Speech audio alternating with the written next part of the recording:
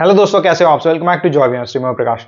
ITBP की तरफ से sub inspector, constable and head constable के पोस्ट पे टोटल 526 वैकेंसीज रिलीज की गई है।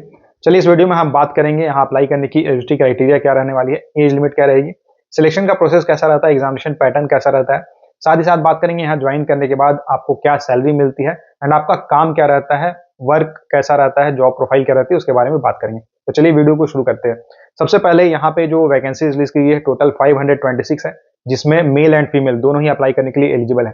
आईटीबीपी का मतलब हुआ Indo Tibetan border police force. तो यहाँ नाम से ही क्लियर है कि आपकी जो पोस्टिंग रहेगी, आपका जो वर्क रहेगा वो इंडिया तिब्बत की जो बॉर्डर है वहीं पे आपको मोस्टली काम करना होगा, यानी कि बॉर्डर रिलेटेड ही आपका वर्क रहने वाला है, पोस्टिंग भी वहीं रहेगी। तो वैकेंसीज किस पोस्ट के लिए कितनी है वो हम देख लेते हैं। सब इंस्पेक्टर टेली कम्युनिकेशन के लिए टोटल 92 पोस्ट है, जिसमें से मेल के लिए 78 पोस्ट है एंड फीमेल के लिए 14 है।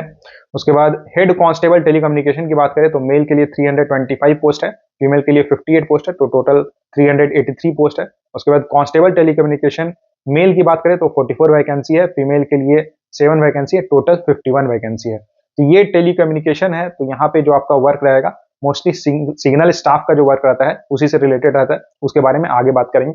साथ ही साथ अगर यहाँ हम बात करें एजुकेशन क्वालिफिकेशन क्या चाहिए, तो देखिए सब इंस्पेक्टर के पोस्ट में अप्लाई करने के लिए अगर आपने बीएससी किया हुआ है, बीटेक किया हुआ है या बीसीए किया हुआ है तो आप अप्लाई कर सकते हो।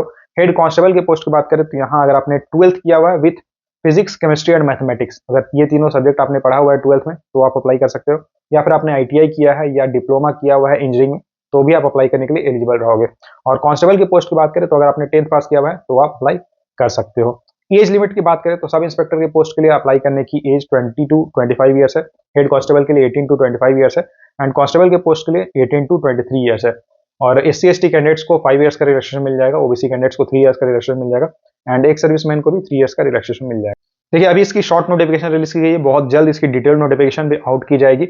यहाँ अप्लाई करने की डेट 15 नवंबर से लेकर 14 दिसंबर 2024 रहने वाली है। ठीक है, सैलरी की अगर बात करें तो यहाँ सब इंस्पेक्टर के पोस्ट पे आपको लेवल 6 का पे स्केल मिलेगा, बेसिक पे 35,400 रहेगी। तो ज्वाइन करने के बाद आपकी मंथली सैलरी 60,000 के अप्रॉक्स रहेगी। हेड कांस्टेबल के पोस्ट की बात करें तो यहाँ आपको लेवल 4 का पे स्केल मिलेगा, बेसिक पे 25,500 रहेगी, तो आपकी इन हैंड सैलरी 40,000 रहेगी। और कांस्टेबल के पोस्ट की बात करें तो यहाँ आपकी बेसिक पे 21,700 रहेगी, लेवल 3 का पे स्केल रहता है तो 35,000 आपकी इन हैंड सैलरी रहेगी। लेकिन इसके अलावा और भी कई तरह के अलाउंसेस आपको मिल जाते हैं। अगर आपकी पोस्टिंग थोड़ी ज़्यादा हार्ड एरिया में होती है और आपका वर्क उससे रिलेटेड थोड़ा रहता है तो उसके लिए भी आपको एक्स्ट्रा अलाउंसेस मिलते हैं। ज्वाइन करने के बाद आपको और भी कई तरह के पर्क्स फैसिलिटीज मिल जाती है, मेडिकल फैसिलिटीज मिल जाती है आपके लिए एंड आपके डिपेंडेंट फैमिली मेंबर्स के लिए। तो ये सारी फैसिलिटीज यहाँ पे आपको मिलती है। सिलेक्शन प्रोसेस की बात करते हैं तो यहाँ सबसे पहले आपका फिजिकल स्टैंडर्ड टेस्ट होता है एंड फिजिकल एफिशिएंसी टेस्ट होता है। उसके बाद आपको रिटन टेस्ट के लिए कॉल किया जाता है एंड रिटन टेस्ट क्वालिफाई करने के बाद आपको document verification and medical test के लिए कॉल किया जाता है। फाइनल सिलेक्शन रिटन टेस्ट में आप जो मार्क्स स्कोर करोगे उसके बेसिस पे होता है। देखिए फिजिकल एफिशिएंसी टेस्ट में आपको 1.6 किलोमीटर की रेस करनी होती है, जिसके लिए 7 मिनट्स 30 सेकंड का टाइम मिलता है। एक लॉन्ग जंप करना होता है 11 फीट का, इसके लिए आपको 3 अटेम्प्ट्स मिलते हैं एंड हाई जंप 3.5 फीट का करना होता है, इसके लिए 3 अटेम्प्ट्स मिलते हैं।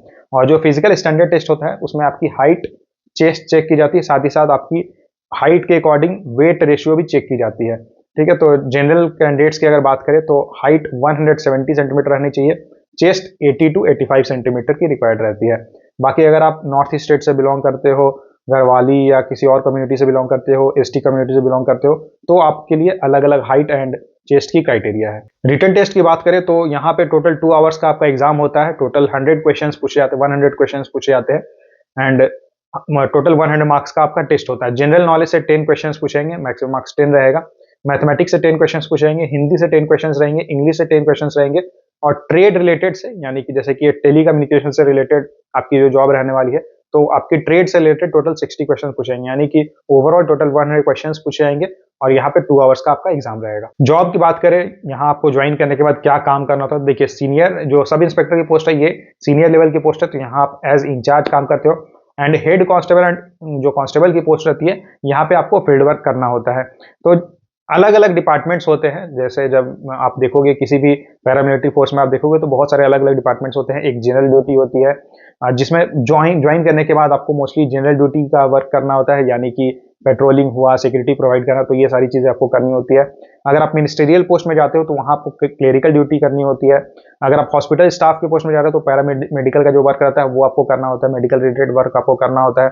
और अगर आप सिग्नल स्टाफ में जाते हो, जैसे ये जो टेलीकम्युनिकेशन की जो आपकी पोस्ट रहने वाली है, ये सिग्नल स्टाफ की जॉब रहेगी, तो मोस्टली सिग्नल से रिलेटेड जो वर्क रहता है, फिर सिग्नलिंग से रिलेटेड जो वर्क रहता है, आपको कुछ कम्युनिकेशन करना है, सीनियर जो आपके ऑफिसर्स रहते हैं उनको कुछ मैसेज भेजना है किसी को भी, तो आपका यहाँ पे वर्क रहता है। आपको एक अलग से ऑफिस दिया जाता है, यानी कि जो सिग्नल स्टाफ रहते हैं उनके लिए अलग से ऑफिस रहता है, और कोई मैसेज अगर भेजना है या फिर कुछ मैसेज रिसीव हुआ है तो वो मैसेज फिर सबको इन्फॉर्म करना है, तो ये सारा काम आपको करना रहता है।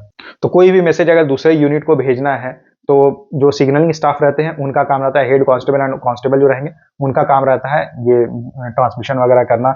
VHF सेट रहते हैं या फिर कंप्यूटर रहते हैं, उससे उसे यूज करके आप ट्रांसमिशन वगैरह करते हो। देखिए कई बार ऐसा भी होता है कि बॉर्डर एरिया में ना कनेक्टिविटी बहुत सही नहीं रहती है, ट्रांसमिशन वगैरह का प्रॉब्लम होता है। तो जब भी पेट्रोलिंग वगैरह के लिए कोई कार जा रही है या कुछ लोग जा रहे जवान जा रहे हैं अगर पेट्रोलिंग करने के लिए, तो आपको भी यानी कि हेड कांस्टेबल या कांस्टेबल को भी साथ में जाना होता है। एंड फिर अगर कुछ उससे VHF से रिलेटेड कुछ प्रॉब्लम होती है तो वो आपको फिर चेक करना होता है, सिग्नलिंग से रिलेटेड कुछ प्रॉब्लम है तो वो आपको साथ में जाकर फिर वहां पे चेक करना होता है। साथ में ही मतलब पेट्रोलिंग जब भी जाती है तो पेट्रोलिंग में आपको जाना होता है वैसे एरियाज में जहाँ पे सिग्नल थोड़ी वीक रहती है, ताकि किसी तरह की से रिलेटेड कोई प्रॉब्लम ना हो। और सब इंस्पेक्टर का जैसे मैंने आपको बताया कि मोस्टली यहाँ पे इंचार्ज का ही आपको वर्क रहता है, तो आपके under head constable and constable work करते हैं एंड आप उनको गाइड करते हो। तो ये थी ITBP रिक्रूटमेंट की सारी details, head constable, constable and sub inspector telecommunication की पोस्ट है। इससे जुड़ा अगर आपका कोई सवाल रहता है तो आप मुझे कमेंट करके पूछ सकते हो। वीडियो को लाइक जरूर कर देना, अपने फ्रेंड्स के साथ शेयर कर देना, चैनल को सब्सक्राइब जरूर कर लेना। Thank you.